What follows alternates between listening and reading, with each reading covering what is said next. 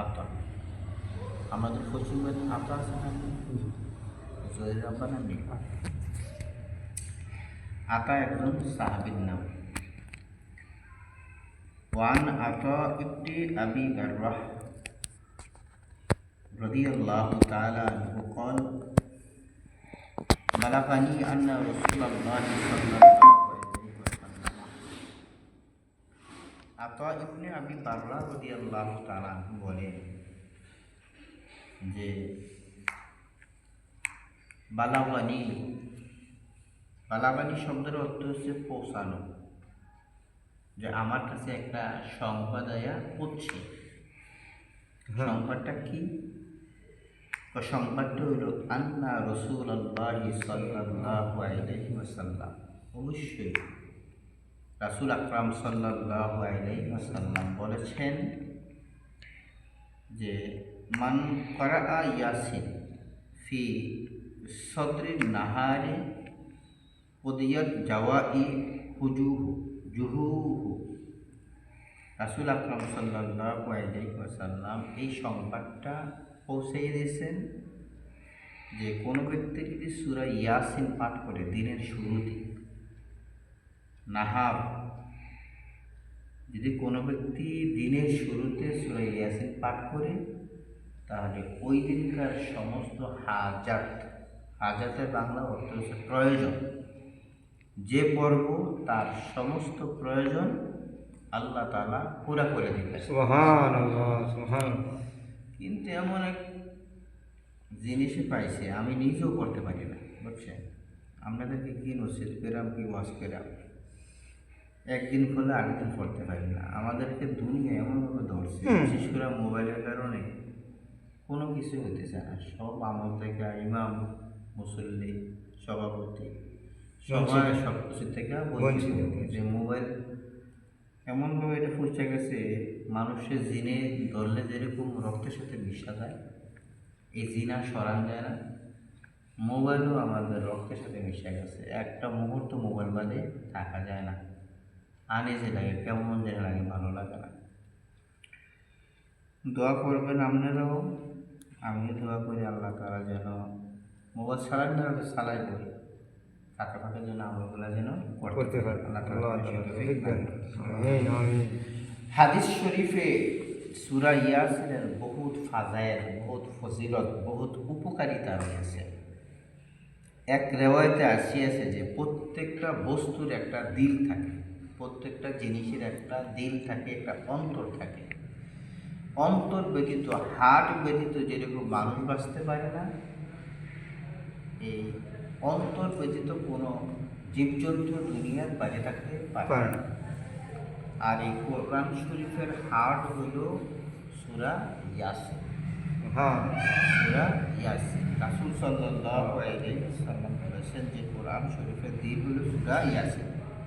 যে ব্যক্তি সূরা ইয়াসিন পাঠ করে, আল্লাহ তাআলা তাহার জন্য 10 বার কোরআন শরীফ খতম করে সওয়াব তার আমলনামার মধ্যে। সুবহানাল্লাহ। কত বড় ফাজাইল, আসলে একদম শেষ হয়ে গেছে আমরা সবাই এইগুলোর দিকে তাকাই, মানে সব হাতে ধইরা সব শেষ হয়ে গেল।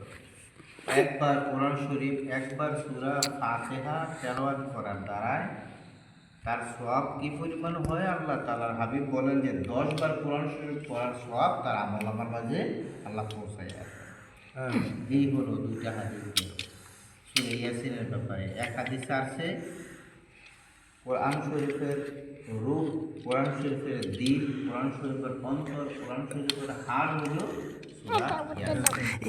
আরেকটা হাদিস এখন বললেন যে একবার কেউ যদি সহি শুদ্ধভাবে আল্লাহ তাআলাকে রাজি এবং খুশি করার জন্য সূরা ইয়াসিন তেলাওয়াত করেন, আল্লাহ তাআলা তাকে 10 বার কোরআন শরীফ খতম করার সওয়াব আল্লাহ তাআলা তার আমলনামায় দান করেন। সুবহানাল্লাহ। কোনো ব্যক্তি এই কথাও বলিয়া গিয়েছেন যে সৌভাগ্য ওই উম্মতের জন্য যাহাদের ওপর এই কোরআন শরীফ নাযিল করা হইয়াছে। এই কোরআন শরীফটা গতকাল থেকে বলছিলাম যে কোরআন শরীফ তেলাওয়াত করার দ্বারাই তাওরাত কিতাব তেলাওয়াত করার সওয়াব আল্লাহ। এই কোরআন শরীফ তেলাওয়াত করার দ্বারাই ইনজিল জাবুর কিতাবের তেলাওয়াত করার সওয়াব আপনারা সুবহানাল্লাহ। এক হাদিসে আছে যে ব্যক্তি একমাত্র আল্লাহকে সন্তুষ্টি করার জন্য সূরা ইয়াসিন তেলাওয়াত করবে, আল্লাহ তাআলা খুশি হইয়া তাহার পূর্বের সমস্ত গুনাহ মাফ করে দিবেন। সুবহানাল্লাহ। দেখেন হুজুরা কয় না, আলেমরা কয় না যে জান্নাতীকে জাহান্নামীকে মানুষদেরকে কদিন পড়তেছে ইয়াসিনটা অঙ্ক করতে পারে না, মাথা ব্যথা করে, শরীরে কেমন কেমন করে, বয়সের বারে মানুষের সব কিছু দেখে সরে লাগে, শুইলেও ঘুমোতে চায় না, আবার শেষ রাতে যে আবার ওঠা লাগে, এই বহুত জামানা হয় না। তারপরে দোয়া করবেন যেন সব কিছু হয়। তাহলে আমরা 3 নম্বর হাদিস পড়লাম সূরা ইয়াসিনের ব্যাপারে। কোনো ব্যক্তি যদি আল্লাহ তাআলাকে সন্তুষ্ট করার জন্য সূরা ইয়াসিন পাঠ করে, আল্লাহ তাআলাও খুশি হইয়া সন্তুষ্ট হইয়া বন্দার উপরে তাহার অতীতের সমস্ত গুনাহ আল্লাহ তাআলা মাফ করে দেয়। সুতরাং আমরা নিজেদের মর্যাদা বৃদ্ধি করার জন্য, নিজেদের আমল, নিজেদের আখলাক বৃদ্ধি করার জন্য আমরা বেশি বেশি করিয়া সূরা ইয়াসিন পাঠ করার জন্য চেষ্টা করব। এক হাদিসে আসিয়াছে যে তাওরাতে সূরা ইয়াসিন নাম ছিল মুনজিমাহ। তাওরাতেও সূরা ইয়াসিন ছিল, তাওরাতেও সূরা ইয়াসিন ছিল। তবে আমাদের কোরআন শরীফে সূরা ইয়াসিনের নাম দিয়েছে সূরাতুল ইয়াসিন, কিন্তু ওইখানে তাওরাত কিতাবে এই সূরা ইয়াসিন নাম ছিল সূরাতুল মুনজিমাহ। কেননা ইহা তাহার পাঠকারীর জন্য দুনিয়া ও আখিরাতের কল্যাণ বইয়া আনে।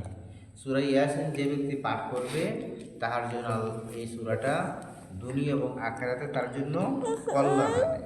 পাঠকারীর দুনিয়া ও আখিরাতের মুসিবত দূর করে। দুনিয়াবি এবং উখরবি যত মুসিবত আছে, যত আপনার আফত আছে, বিপদ আছে, সব আফত বিপদ আল্লাহ তাআলা দূর করে দেন। এবং আল্লাহ তাআলা বলেন যে আখিরাতের যে ভয় ভীতি আছে, ভয় ভীতি আছে, ভয় আছে, দুঃখ আছে, যন্ত্রণা আছে, কষ্ট আছে, সব দুঃখ যন্ত্রণা কষ্ট বেদনা আল্লাহ তাআলা দূর করে দেন। এক রিওয়ায়াতে আছে যে হুজুর আকরাম সাল্লাল্লাহু আলাইহি ওয়াসাল্লাম ইরশাদ করিয়াছেন, আমার মন চায় আমার প্রত্যেক উম্মতের অন্তরে যেন সূরা ইয়াসিন গাইতে থাকে। আমার মন চায় কি রাসূল এটাকে বিশ্লেষণ করে দেখছেন যে সূরা ইয়াসিন অনেক ফাজাইল, অনেক ফজিলত। তো রাসূল চাচ্ছেন যে আমার মনটা চায় যে আমার সমস্ত উম্মতের অন্তরে যেন সূরা ইয়াসিন থাকে, অর্থাৎ প্রত্যেকটা উম্মত, সে নারী হোক আর পুরুষ হোক, ছোট হোক বড় হোক, সকলে যেন সূরা ইয়াসিন মুখস্থ করে রাখে, যেন সময় সময় প্রয়োজনে যেন সূরাগুলা পাঠ করতে পারে। আরেক হাদিসে আসিয়াছে যে ব্যক্তি প্রত্যেক রাত্রে সূরা ইয়াসিন পাঠ করিল অতঃপর সে মারা গেল, সেই ব্যক্তি শহীদই মর্তবা আল্লাহ তাআলা তাকে দান করবে। সূরা ইয়াসিন আশার নামাজ পড়ার পরে যদি পরের কেউ ওই রাত্রে যদি সে মারা যায়, তাহলে রাসূল আকরাম সাল্লাল্লাহু আলাইহি ওয়াসাল্লাম বলেন তাকে মনে হচ্ছে সে যেন শহীদ যুদ্ধ করতে গিয়া মারা গেল। এই জন্য বেশি বেশি করা। আরেক রিওয়ায়াতে আছে যে ব্যক্তি সূরা ইয়াসিন পাঠ করে তাকে আল্লাহ তাআলা ক্ষমা করিয়া দেওয়া হয়। যে ব্যক্তি ক্ষুধার্ত অবস্থায় পাঠ করে সে পরিতৃপ্ত হইয়া যায়। কোন ব্যক্তির পেটে অনেক ক্ষুধা, অবস্থায় সে যদি সূরা ইয়াসিন পাঠ করে আল্লাহ তাআলা বলেন যে তার ক্ষুধা আল্লাহ তাআলা দূর করে দেয়, আল্লাহ তাআলা দূর করে দেয়। যে ব্যক্তি পথ হারাইয়া যাওয়ার কারণে পাঠ করে সে পথ পাইয়া যাবে। কোনো জায়গায় গেছেন, ঢাকা থেকে রংপুর, খুলনা, দিনাজপুর, রাজশাহী, যশোর, ওইখানে গেছেন, গিয়ে আপনি দেখছেন যে আমরা রাস্তা হারিয়ে গেছেন। যেখানে হারিয়ে গেছেন সেখানে বসে যদি সূরা ইয়াসিন আমরা পাঠ করি, তাহলে আমরা যে রাস্তায় খুঁজতেছি সেই রাস্তায় আল্লাহ তাআলা আমাদেরকে পৌঁছাইয়া দেবে। আর যে ব্যক্তি জানোয়ার হারাইয়া যাওয়ার কারণে সে চিন্তিত হয়ে গেছে, ধরেন না আপনি আজ থেকে 1600 বছর আগে তো আর হোমলা ছিল না, আপনার এরকম প্লেন ট্রেন যানবাহনের যে আমরা যেগুলো ব্যবহার করি কোনো কিছু ছিল না, ওই সময় ছিল খচ্চর, গাধা, তারপরে ঘোড়া, তারপরে যে আপনার ওট, এগুলোর কিন্তু আরবিতে জানোয়ার বলে। আবার মানুষও কি তা না, যে মানুষও জানোয়ার। জানোয়ার আমরা কে সবাই, আমরা অনেক সময় কই জানোয়ার বাচ্চা কইলে আমরা কি যে রাগ হয়ে দেয়, কাজে করি, অনেক সময় আমি কই বলে অনেকে রাখবো হুজুরে দরকার আছে বলে জানোয়ার বাচ্চা অনেক আসলে সবাই কি জানোয়ারে 2 পা বিশিষ্ট এবং 4 পা বিশিষ্ট যত প্রাণী আছে সবগুলো কি জানোয়ারের অন্তর্ভুক্ত। জানোয়ার মানে কি তা আল্লাহ তাআলার পয়দা একটা বস্তু, এটা আমরা বাংলাদেশে গালি হিসেবে ব্যবহার করি, এই জন্য এটা প্রয়োগ করা না চাই। তাহলে রাসূল আকরাম সাল্লাল্লাহু আলাইহি ওয়াসাল্লাম বলেন যে আপনি যদি পথ হারিয়ে যান কোনো জায়গায় গিয়া, আপনি যদি কি করেন এই সূরা ইয়াসিন পড়েন, তাহলে আপনাকে আল্লাহ তাআলা পথের দিশা দিয়ে দিবেন। কোনো ব্যক্তি জানোয়ার হারাই গেছে, হুন্ডা হারাইছে, রিক্সা হারাইছে, সাইকেল হারাইছে, বাস, টেম্পো, সিএনজি রাখছে, রাখার পরে সুর নিয়ে গেছে, আল্লাহ তাআলার হাবিব বললেন সে যদি পরে সূরা ইয়াসিন তাহলে সুরের মাল আবার রান্না করে ফেরত দিয়ে দেবো। ওই কালকেরও আছে, কিন্তু আমরা সেই মুখও নাই, সে জবানও নাই। আমার বাড়ি থেকে গাড়ি শুরু করে নিয়ে গেলো, আমি কি আর কম করছি না সূরা ইয়াসিন না, গাড়ি উদার ফিরা আর আইসে না। অর্থাৎ আমাদের সেই যে জবান দিয়ে বললেন কাজ হইব, অ্যান্টিবায়োটিক যে ট্যাবলেটটা যেটা যেই কারণে প্রয়োগ করলে কাজ হইব, ওই অ্যান্টিবায়োটিক ওষুধের ভিতরে অ্যান্টিবায়োটিক না থাকার কারণে কাজ হয় না। তদুপরি আমরা গুনাহ তো আমরা হবেই, গুনাহ তো আমরা হইয়া যাবো, আমরা যেন সবসময় কী করি তওবা ইস্তেগফার পাঠ করি। রাসূল আকরাম সাল্লাল্লাহু আলাইহি ওয়াসাল্লাম বলেছেন যে ব্যক্তি খানা কম হইয়া যাইবে এরূপ আশঙ্কা করে তাহার সেই খানা যথেষ্ট হইয়া যাইবে। ধরেন আপনি খানা তৈরি করছেন 50 জন, আমরা মেয়ের বিয়া 150 জন মানুষের খানা আপনি এস্টিমেট করছেন, কিন্তু হেতারা আমার খবর তারা 250 জন এলেছে, 250 বা 200 জন এলেছে, তো এক্সট্রা হয়ে গেছে না, আমরা 100 জন মানুষ। রাসূল বলেন যে ভয় পাইও না, সূরা ইয়াসিন পাঠ করে ফু দিবা দিয়া ডাক্তার আর খুললো না, এই কোনো স্বামীটা ভিতরে ঢুকে দিয়া খালি আস্তে আস্তে লইবা, যে ডাক্তাররা কী করো না আর দিও না, আল্লাহ তাআলা সেই খানার ভিতরে কী করবে রহমত বরকত দান করবেন, রহমত দান করবেন। মৃত্যুর যন্ত্রণা কাতরাইতেছে কোনো ব্যক্তি, উফুরি শ্বাস যেটাকে আমরা উফুরি টান বলেন, আরে আর বাঁচত না, উফুরি টান শুরু হয়ে গেছে, এরকম ব্যক্তি তো খুব কষ্টে সে আছে। এমতো অবস্থা সেই ব্যক্তির সামনে যদি তার নানা কুররা, তার ছেলেরা, মেয়েরা, পুত্ররা, নাতি পুতিরা যদি কোরআন শরীফের এই সূরা ইয়াসিন তেলাওয়াত করে, আল্লাহ তাআলা বলেন যে তার কষ্টটাকে লঘব করবেন এবং ঈমানের সহিত তার মৃত্যুবরণ করার মতো তৌফিক দান করবেন। সুবহানাল্লাহ, সুবহানাল্লাহ। এরপরে রাসূল সাল্লাল্লাহু আলাইহি সাল্লাম এর হাদিস এই ব্যাপারে রাসূল বলেছেন যে কোনো মহিলা প্রসব বেদনা ওষুধ দিচ্ছে, প্রসব বেদনা ওষুধ দেওয়ার কারণে প্রচণ্ড ব্যথা অনুভব হচ্ছে, এমত অবস্থা সে যদি সূরা ইয়াসিন পাঠ করে পানি দিয়ে পানি পান করায়, রাসূল বলেন তা সেই বাচ্চা খুব দ্রুত গতিতে ভূমিষ্ঠ হয়ে যাবে। আল্লাহ তাআলা আমাদের সকলকে আমার সহ সূরা ইয়াসিনের বেশি বেশি পড়ার তৌফিক দান করো সকলে। হুজুর একটু বলেন না সূরাটা, আমরা চাই পারি না। বড় আছে সূরা ইয়াসিন, ইয়াসিনুল কুরআনিল হাকীম ইন্নাকা লামিনাল মুরসালিন আলা সিরাতিল মুস্তাকিম, 83 আয়াত। সুবহানাল্লাহ, কয়া 83। এটা যদি আমরা সময় দেন আমারে, আমি তো সব সময় কই আল্লাহ 20 মিনিট সময় দেন, আমরা পারবেন না গাড়ি চালাতে আগের মতো, পারতেন না তো, গাড়ির হেরে ধরে গভীর শর্ট আর ভালো আর মোড়া লুক লাগবে, তো ফেটলো ভাড়া দিলে যেতে সেম বেড়েছে যাদের, হ্যাঁ এরকম লুক লাগবো না, মুখা হাঁপানি হয়ে গেছে কাম করতে করতে, সময় দেন। মোবাইলে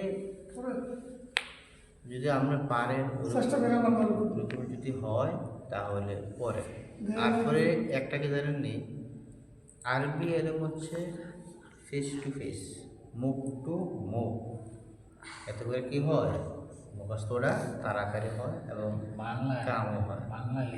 বাংলায় আপনার যেই টানগুলো আছে, যেমন সাইরালের পরিমাণ টান আছে, তিনালের পরিমাণ টান আছে, একালিক টান আছে, এই টানে কেমনি দেবেন খাতার না, এই জন্যে আরবি কয়েকটা জিনিস আছে, ওই ভেতারার পড়াইছিলাম নাদিম তারার মনে আছে নাকি, মদ টানিয়ে পড়া, মদের অর্থ কি শব্দকে টান দিয়ে পড়া, মদ প্রথম প্রকার হলো মধ্যে তবাই, আরেকটা হচ্ছে মধ্যে মুফাসসিল, মধ্যে মুত্তাসিল, মধ্যে আরেস, মধ্যে বদল, মধ্যে নীল। এই মদগুলো টানগুলো যদি আমরা দিতে পারেন ঠিক মতো, যদি এই জায়গায় আমরা সিনে নিতে পারি আমরা তাহলে বাকি কোরআন শরীফ পড়া কি হয়ে যাবো? সহজ হয়ে যাবে। সুবহানাল্লাহ। আমরা পরের দিন আসার পরে বল 20 মিনিট বল, আমাদের করতেছি না যে আমরা ট্যাগ হলাম। আমি আপনাদের এখানে আসি আজ 8-9 বছর দেখেতেছে, ওইরকম বাবদ ভালো কোনো জিনিস সার্ভিস দিতে পারলাম না, আপনারাও নিলেন না, আমিও দিতাম না। আর এই সমস্ত আরবি অ্যালেম এগুলো খুব জেনেও লাগে, আপনি নিজের থেকে দেওয়া সম্ভব না। আপনার কোন মশলা দরকার আপনি জানেন, আপনি ওনকা স্ত্রী সহবাস করছেন, আপনার কাপড় আপনার অপবিত্র হয়ে গেছে, আমি কি জানি নি আমরা কিনে দরকার না। আমরা যদি আমরা জিজ্ঞাসা করি এই মশালাটা বন্ধ, তো এই না আমি আমার এলাকার মধ্যে গাড়া দিয়ে বার করলাম যে এই মশালাটা জবটা কি। রাসূল আকরাম সাল্লাল্লাহু আলাইহি ওয়াসাল্লাম সাহাবী গিয়ে দেখতেছেন যে রাসূলের লুঙ্গির থেকে আর রাসূলের নাপাক বস্তুটারে আয়সার সাথে ফুটটা ফালাইতেছে, ফুটটা ফালায়।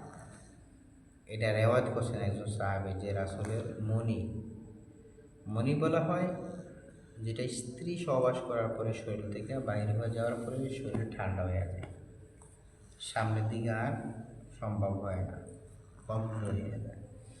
এটা হলো মনি বলা হয়, আরবিতে বলা হয় মনিটা বাইরে হয়ে যাওয়ার আগ পর্যন্ত শরীরে খুবই স্পেশালিস্টভাবে শক্তি থাকে, কিন্তু এটা যখন বাইরে হয়ে যায় তখন আর শক্তি আর থাকে না। আর একটা হলো মজি, আর একটা হলো অদি। মজি বলা হয় আপনার শরীর যখন উত্থান হওয়ার পরে আপনার লজ্জাস্থান দিয়ে একটু হালকা পানি বের হবে, ওটাকে বলা হয় মদি। আরেকটা হচ্ছে অদি। কারণ এই তিন হুকুম, একটার হুকুম হচ্ছে আপনি গোসল করতে হইব, আরেকটার হুকুম হচ্ছে আপনি উজু করে লাগে অথবা উত্তেজনার কারণে যদি আপনার স্বাভাবিক শরীর থেকে কিছু পানি বাইরে হয় তাহলে ওটার কারণে গোসল করা খরচ হবে না, উজু করে লাইলে চলবে। যাই মাসালা হচ্ছে রাসূল সাল্লাল্লাহু আলাইহি সাল্লামের লুঙ্গির থেকে বা জামার থেকে আশাসের দিকে কুটে দিনা নাপাক জিনিসটা ফালাইয়া এখন এটা রেখে দিয়েছে, সব পরে গেছে না, কাপড় কি হয়ে গেছে, আমরা টেনে ভুল হইব, কারণ আমরা হচ্ছে পানি জাতীয়, আমরা পুরো কাপড় এদিক থেকে ভিজা এই পিঠ শোয়া না, এটা জমে না, মোমবাতির মতো দেখে হয় না, জমে না। কিন্তু অ্যারাবিয়ানদের জমে, কারণ হচ্ছে তাদের খাবার শক্ত খাবার, এটা সব খাবারের সাথে এটা খাবারের সাথে সম্পর্ক। শুকনো তারা খায় রুটি এবং তারা খেজুর খায়, যার কারণে এটা কী হয়ে দেখে মোমবাতির জ্বালানো করে যেরকম পানিটা হলে শুকা দেখে পোড়াতে শরীরে টোকা দিলে দেখে আজ পবিত্র হয়ে যায়। ওই সাহাবি বলছেন যে আয়সা এতে করে কি পবিত্র হইব, আপনার সামনে কাপড়টাকে হ্যাঁ পবিত্র হবে যদি ডেকে উড়াইয়া সরে নেওয়া সম্ভব হয়। এটা মোমবাতির মতো হইতে হইব, শক্ত হইতে হবে যাতে ফোড়া দিলে যাতে উঠে, কিন্তু আমরা আমাদেরটা এটা হবে না, কারণ আমাদের খাবার দিতে হবে, আমরা মাছ সেবাতে বাঙালি, এই জন্য আমরা জিনিসটা এরকম হয় না, আমরা টাইমটা খুবই শক্তই হয়, এই ওই 2-4-5 মিনিট সর্বোচ্চ 10 মিনিট, কিন্তু হ্যাঁদের আধা ঘন্টাও কি হয় না। এটা আপনার গাঢ় জিনিসটা এত করে রেট হইব, আর যেটা স্যালাইনের মতো সুইচটা টিপলে তো গ্রুথ করে এটা রোগীর ভিতরে ঢুকে যাবে।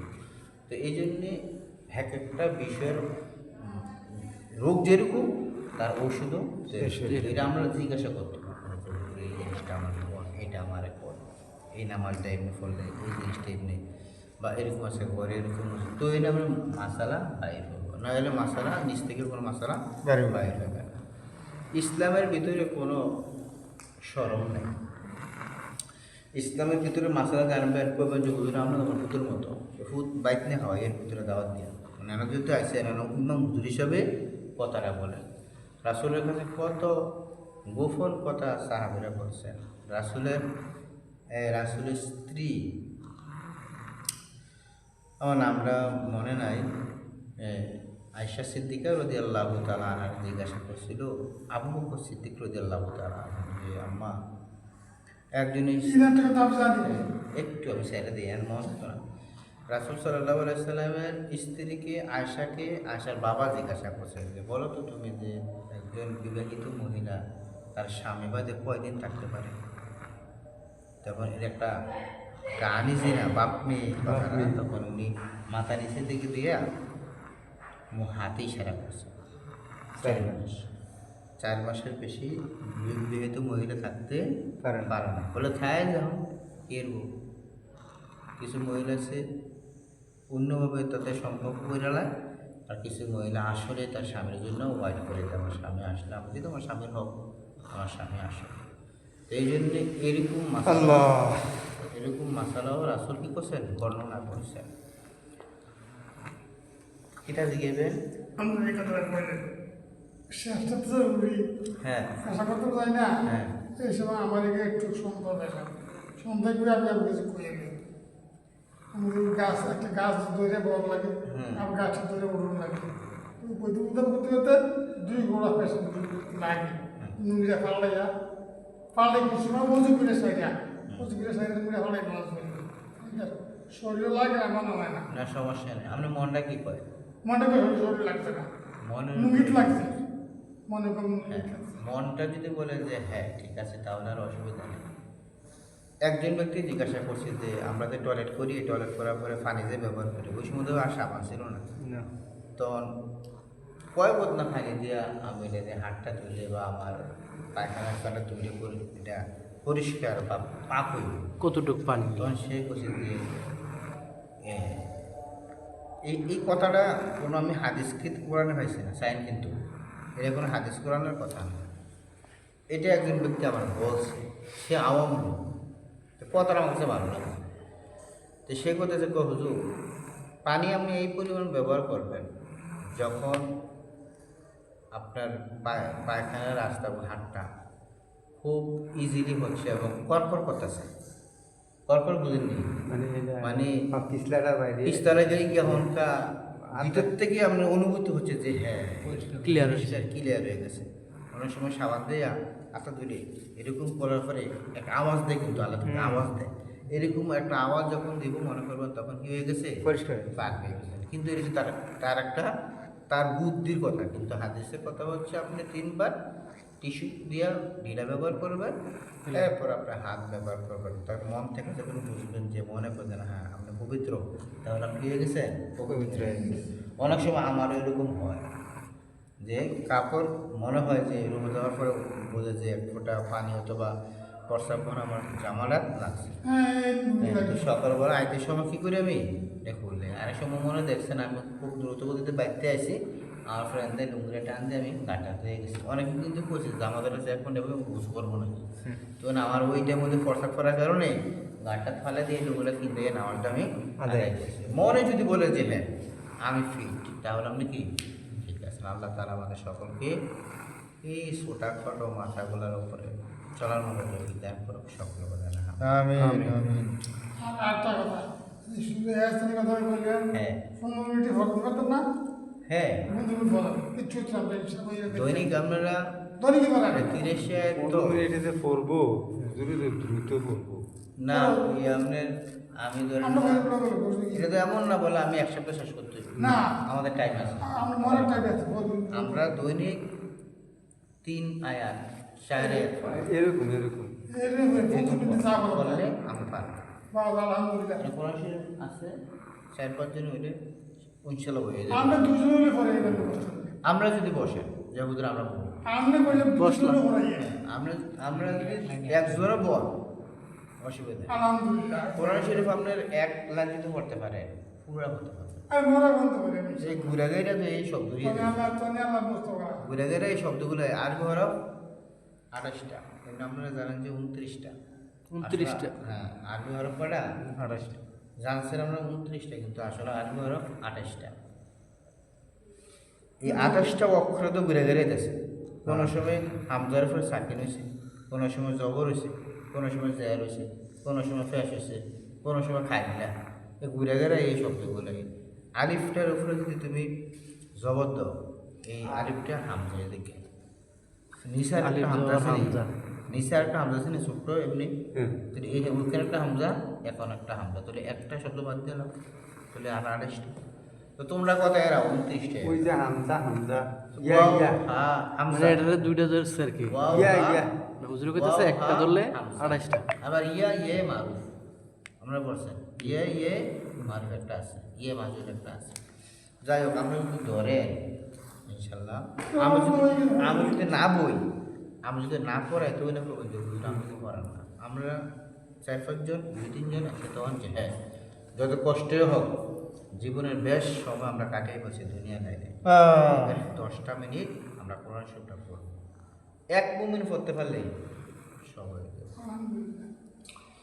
اللهم آمين ربنا ظلمنا أنفسنا وإن لم تغفر لنا وترحمنا لنكونن من الخاسرين ربنا فاغفر لنا ذنوبنا وكفر عنا سيئاتنا وتوفنا مع الأبرار اللهم اغفر للمسلمين والمسلمات والمؤمنين والمؤمنات الأحياء والأموات رب ارحمهما كما ربياني صغيرا وقل رب ارحمهما كما ربيانا صغيرا اللهم تقبل صلاتنا صلاة العشاء مع الجماعة من المسلمين الحاضرين اللهم حاسبنا حسابا يسيرا اللهم تقبل منا ببركة لا إله إلا الله محمد رسول الله صلى الله عليه وسلم আসসালামু আলাইকুম।